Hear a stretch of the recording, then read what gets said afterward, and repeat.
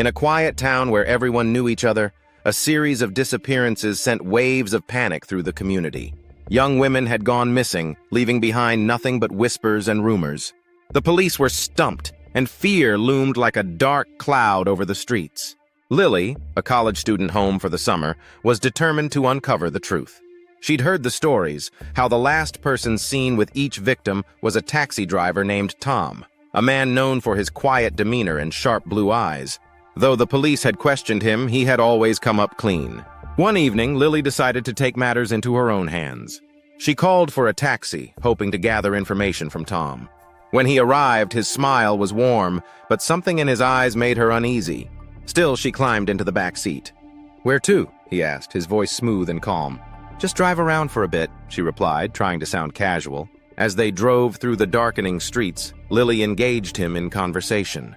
"What do you think of the recent disappearances?" she asked, feigning nonchalance. Tom chuckled softly. "People get scared easily.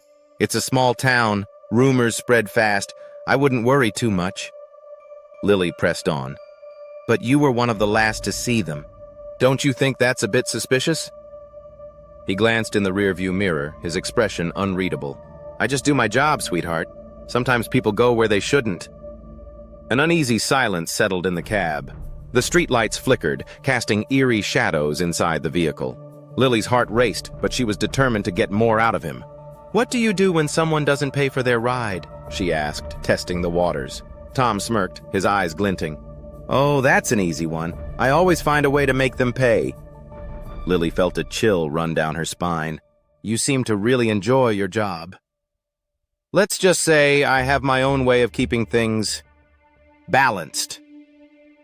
They drove past the edge of town, and the familiar streets faded into darkness. Lily's instincts screamed at her to get out, but she had come too far.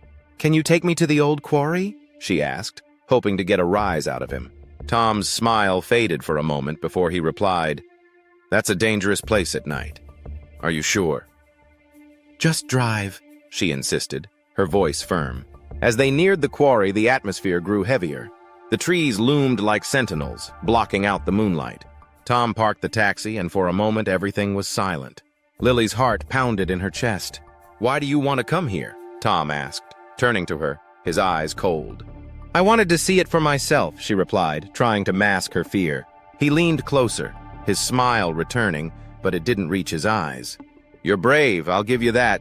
Most girls wouldn't dare." In that moment, Lily realized she had to act fast. "Can I use your phone?" she asked, trying to buy time. "I need to call my friend." "Sure thing," he said, handing it back to her. But as she dialed, her mind raced. She could hear the faint sound of water lapping against rocks in the distance. Suddenly, she pressed the speaker button and said, "Hey, I'm fine. Just enjoying the night. I'll be home soon." Tom's eyes narrowed. "I think it's time for you to get out of my car." With a surge of adrenaline, Lily quickly opened the door and bolted into the woods, heart pounding. Behind her, she heard Tom curse as he scrambled out of the taxi. "You can't run forever!" he yelled, his voice echoing in the darkness. Branches snapped underfoot as she fled deeper into the trees. She could hear him gaining on her, his breath heavy, a predator on the hunt. Panic surged through her, but she pressed on, praying for an escape.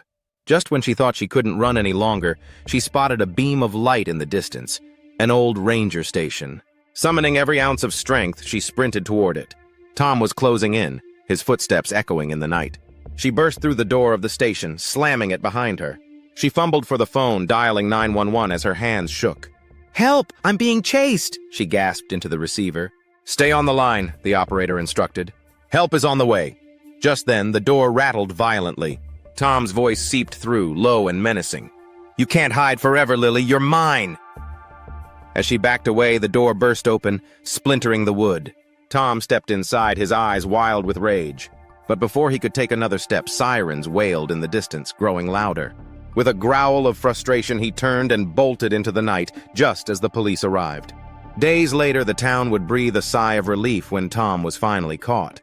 But Lily would never forget the terror of that night, or the chilling realization that sometimes evil hides in the most ordinary places. A week after the ordeal, the police apprehended Tom and found a hidden stash of belongings from the missing women in his apartment.